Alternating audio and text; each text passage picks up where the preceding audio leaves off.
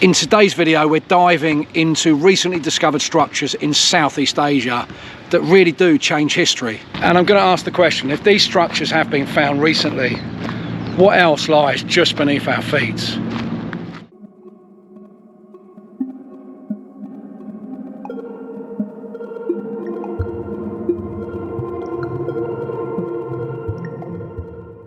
Most people come to Thailand for the usual, don't they? Beaches, buckets, birds, bad decisions.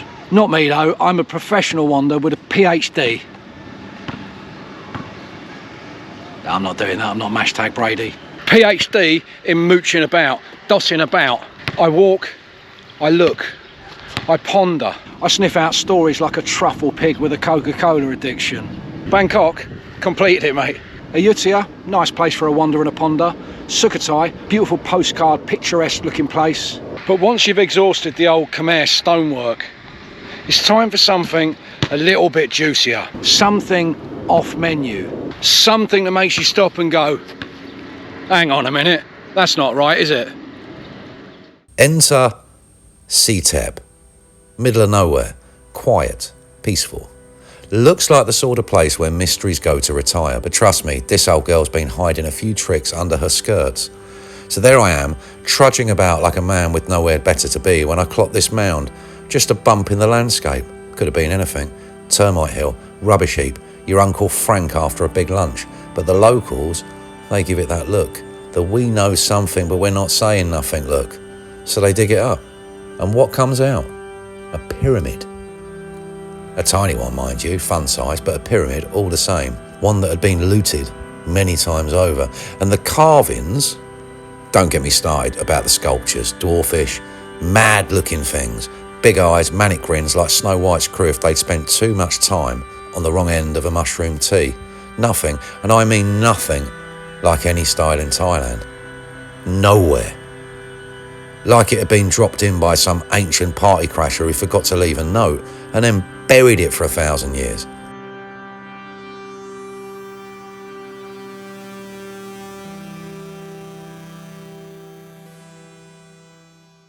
I know, that's already enough to make your eyebrows do gymnastics, isn't it? But the universe wasn't done messing with me yet. 2 kilometres away, only 2 kilometres, another mound. Bigger, much bigger, meaner, covered in trees like it's trying to hide from something. 12 years ago, someone got curious enough and took a shovel to it. And what did they find?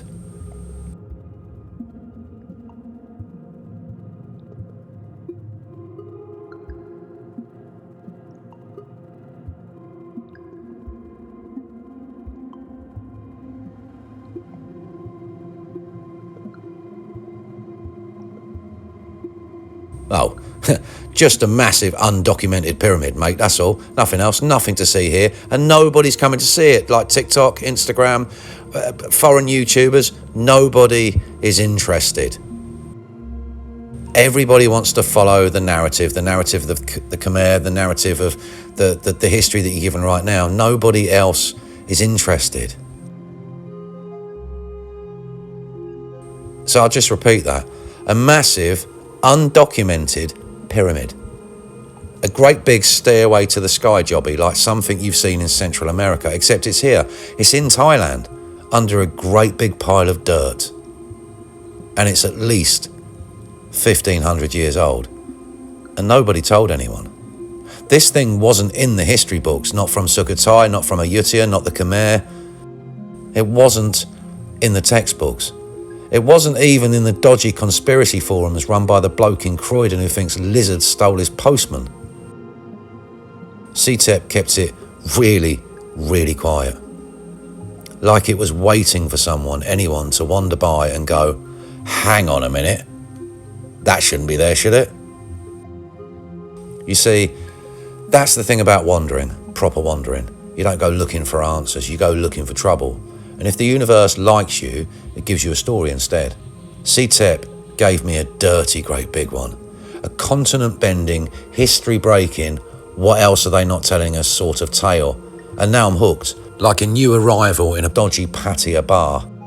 So I keep roaming. Old Khmer relics, ancient cities, prehistory, buried pyramids, hidden histories, This country is full of secrets, and secrets don't stay buried forever. Not when a wanderer's on the loose.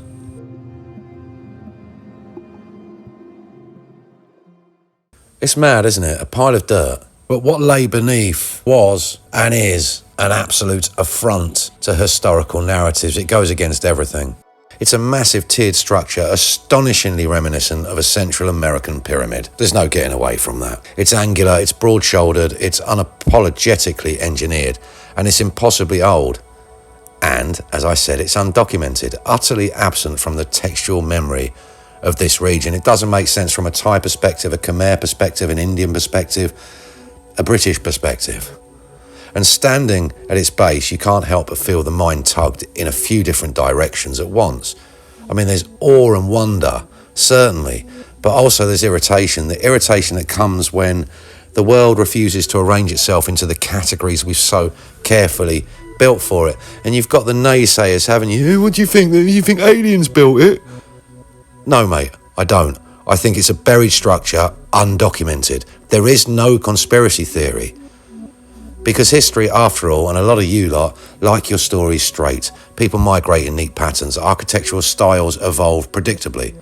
Cultures borrow from neighbours, not from improbable strangers halfway across the world. Yet here is this structure, stubbornly present, heavy with intent, and utterly unwilling to explain itself. I walked around it slowly a few times. I was really aware of the fact that I was treading upon an answer that I couldn't really articulate. The wind moved through the surrounding trees with a whispering cadence, almost offering me advice, almost rehearsing an explanation that it couldn't really deliver. And I found myself sitting there thinking, obviously of the hands that built this and the ceremonies it once housed, but more about the sheer magnitude of what we don't know. What else lies beneath our feet, camouflaged as ordinary ground? There is no conspiracy theory. They're there, and historians can't really explain them. Stuff keeps getting older and stuff keeps getting dug up. A lot of it very recently. I mean, how often does the past bloom unnoticed completely beneath the present? And we find it in these days when we start digging roads and foundations for buildings. And how exactly does a civilization vanish so completely that even its greatest monument becomes soil? And a lot of soil at that. There's something pretty sobering in confronting the limits of your own understanding. It humbles, sure, but it also enlarges you a little bit, as though the mind has been forced to stretch to accommodate a reality a lot bigger than before, a lot bigger than when you were at school, when everything fitted into neat little boxes, and then the internet came along. And you can't hide things forever, can you?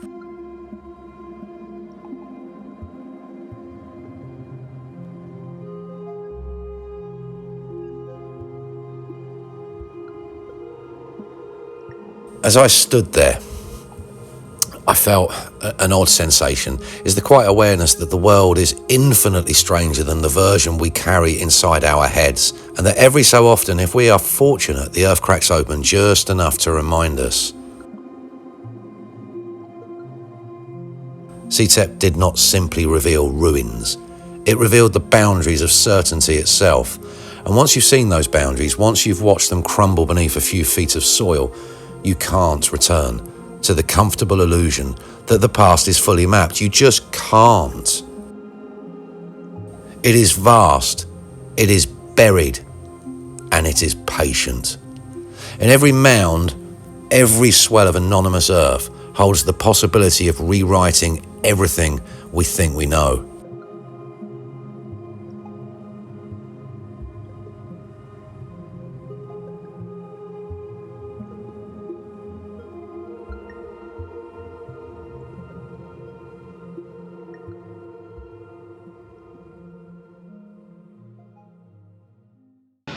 Every now and then, the earth cracks open and hands us a secret, doesn't it? A dirty, great big secret sometimes. Just to name a few, we've got the impossibly old and ancient passageways of the underground city of Derinkuyu in Turkey. Then we have Göbekli Tepe, Karahantepe and all the other stuff in Turkey, part of an ancient civilization known as Tas Tepla of more than 12,000 years of age, and it really does change history. Then we go on to Malta and we have the gigantic ancient temples there, 10,000 plus years of age. We have the recently discovered labyrinth on Crete and the really shouldn't be there jungle pyramid of Cambodia. Then we have the pyramids of Sudan, the pyramids of China, the ancient terracotta warriors of China that were all underneath a mound. We have the Longman Caves. We have an impossibly old pyramid in Indonesia, 28,000 years of age. However, they're not anomalies, they're clues. There are clues everywhere, particularly over the last 40 or 50 years, if you care to open your eyes and your ears. Clues that suggest civilization is older, stranger, and far more layered than we've ever allowed ourselves to believe. Things are changing, my friends, and things are changing fast. Who built this? Why bury it? Or was it buried by time, weather, a catastrophic event, indifference? What rituals were performed here? What stories, carved or whispered, were carried upward into the sky on incense smoke and human hope? Why did the French never mention this place? Why did the Khmer never mention this place? Why did Ayutthaya, Sukhothai, Lopburi, Dawarawadi, nobody mention this place or this structure at all? I felt, and I still feel, as though I intruded upon a conversation between the earth and its earliest custodians. Now, the two sites speak to each other, 100%, I'm certain of it. And the other site, that dirty, great big mountain that looks like a massive pyramid. Their alignment, their proximity, the stylish dissonance yet geographic harmony all suggest a complexity of culture we have barely begun to comprehend. What excites me most is not the discovery itself, remarkable as it is, but the implication that history is not a closed book. Its pages, neat and known. It's a living palimpsest, still ready to give up its secrets to those stubborn or foolish enough to wander off the beaten track and listen to the murmurs beneath their feet. And so I continue to look for these forgotten realms, for I am an explorer. And these mounds, these buried giants, have reminded me the greatest truth of all. The past is not lost. It is merely waiting for someone curious enough to come looking.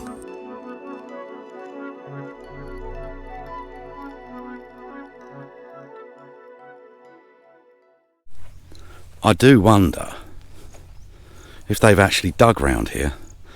Surely, if you dig a metre, 2 metres, 3 metres all round here, you're going to find all sorts of stuff. I'm sure they have, but that maybe went a lot deeper. But I think they're saying there was a stupa on top of that and it was a giant stupa, but I'm not so sure.